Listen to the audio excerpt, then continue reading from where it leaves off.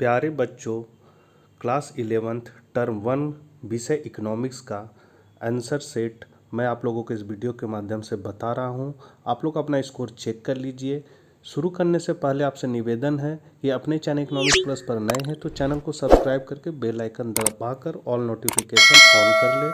साथ ही इकोनॉमिक्स के बच्चों तक यह वीडियो जरूर शेयर करें।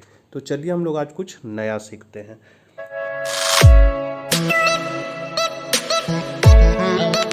क्लास 11 टर्म 1 एग्जामिनेशन 2022 पहला क्वेश्चन है इसका, सांख्यिकी का पिता के रूप में कौन जाने जाते हैं। तो हम ये बताया हुआ क्वेश्चन है गॉटफ्राइड आकेनवाल। तो पहला का हो जाएगा आपका चौथा।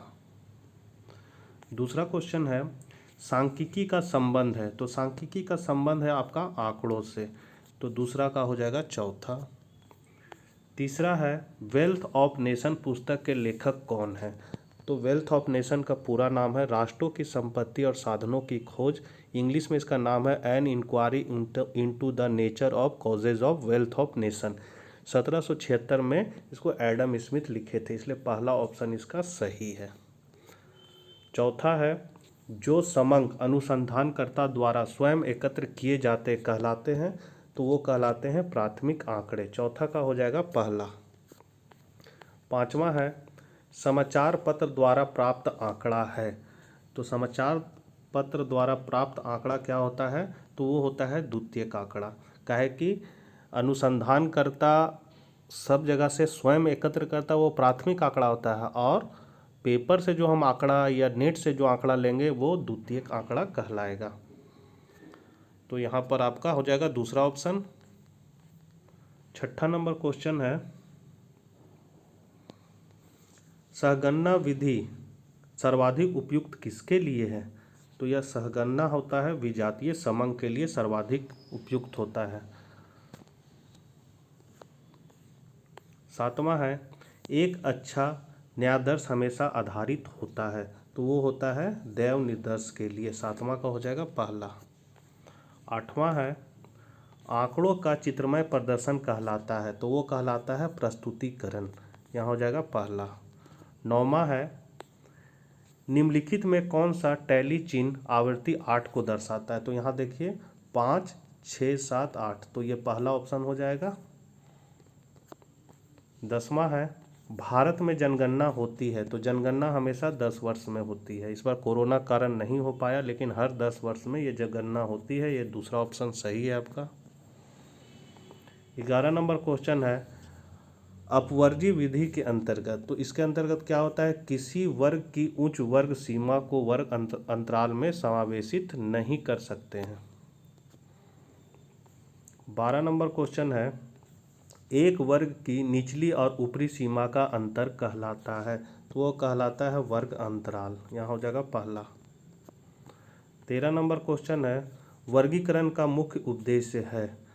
तो इसका मुख्य उद्देश्य है आपका बच्चों आंकड़ों का क्रमबद्ध व्यवस्थीकरण। चौथा ऑप्शन हो जाएगा।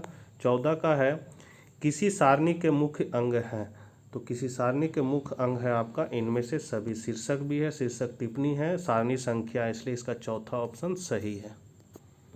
15 है ओजवाइन वक्र को कहा जाता है। तो इसको हम लोग कहते हैं संचयी आवर्ती वक्र। ये दूसरा ऑप्शन सही है। 16 नंबर क्वेश्चन है निम्नलिखित चित्र को क्या कहते हैं। तो इसको हम लोग पाई चित्र कहते हैं। ये बताया हुआ क्वेश्चन है बच्चों, पाई चित्र है ये। 17 नंबर क्वेश्चन है चित्रमय प्रदर्शन का सबसे सरल रूप है। तो सबसे सरल रूप है आपका सरल दंड चित्र। ये पहला ऑप्शन सही है। 18 नंबर क्वेश्चन है बहुलक की गणना का आधार है। तो इसका आधार है आवर्ती आयत चित्र। ये पहला ऑप्शन सही हो जाएगा। और माध्यिका का हो जाता है त्वरण। आयत चित्र ये आपका था 18, अब है 19। आयत चित्र है। तो आयत चित्र क्या है, तो द्विविमीय आरेख है। 19 का हो जाएगा दूसरा। 20 है आपका ग्राफ द्वारा किसकी गणना नहीं हो सकती है। तो अंकगणितीय माध्य की गणना ग्राफ द्वारा नहीं हो सकती, इसलिए इसका पहला ऑप्शन हो जाएगा। 21 है ब्रिटिश काल में भारतीय अर्थव्यवस्था थी। तो वो क्या थी, तो उपनिवेशी अर्थव्यवस्था थी, असामंती अर्थव्यवस्था, विच्छेदित अर्थव्यवस्था, इनमें से सभी हो जाएगा, ये तो चौथा हो जाएगा, इसका ऑप्शन चौथा हो जाएगा। 22 नंबर क्वेश्चन है, स्वतंत्रता के पश्चात भारत में किस आर्थिक प्रणाली को अपनाया गया? तो भारत अपनाया मिश्रित अर्थव्यवस्था। यहाँ सार्वजनिक भी है, मतलब समाजवादी भी है, पूंजीवादी दोनों है, इसलिए तीसरा ऑप्शन हो जाएगा मिश्रित। 23 नंबर क्वेश्चन है, भारत में प्रथम आधिकारिक जनगणना कब हुई? तो ये हुआ था 1951 में। बताया हुआ क्वेश्चन है बच्चों, यदि आप लोगों ने वीडियो देखा होगा तो मेरे हिसाब से ये सही आप लोग किए होंगे, चौथा ऑप्शन। 24 नंबर क्वेश्चन है, ब्रिटिश भारत में कपड़ा उद्योग केंद्रित था?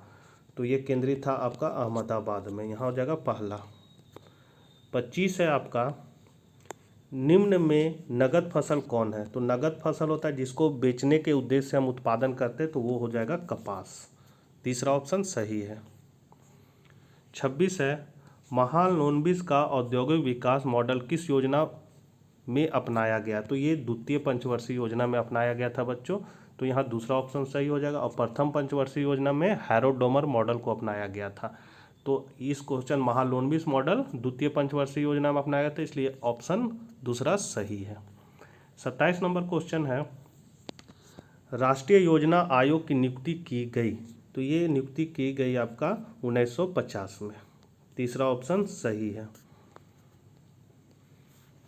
28 है आपका, वर्तमान में नीति आयोग के अध्यक्ष कौन है? तो नीति आयोग या योजना आयोग था, इसका नाम बदलकर नीति आयोग कर दिया गया। इसके अध्यक्ष प्रधानमंत्री होते, तो अभी नरेंद्र मोदी प्रधानमंत्री हैं, तो पहला ऑप्शन सही है। 29 नंबर क्वेश्चन है, देश की लगभग कितनी आबादी कृषि क्षेत्र से आजीविका प्राप्त करती है? तो आपका 29 हो जाएगा 3/4, तो यहाँ चौथा हो जाएगा 29 का। 30 नंबर क्वेश्चन है, हरित क्रांति की शुरुआत हुई? तो ये हुआ था 1966-67 में, तो यहाँ हरित क्रांति की शुरुआत हुई थी, तीसरा ऑप्शन इसका सही है।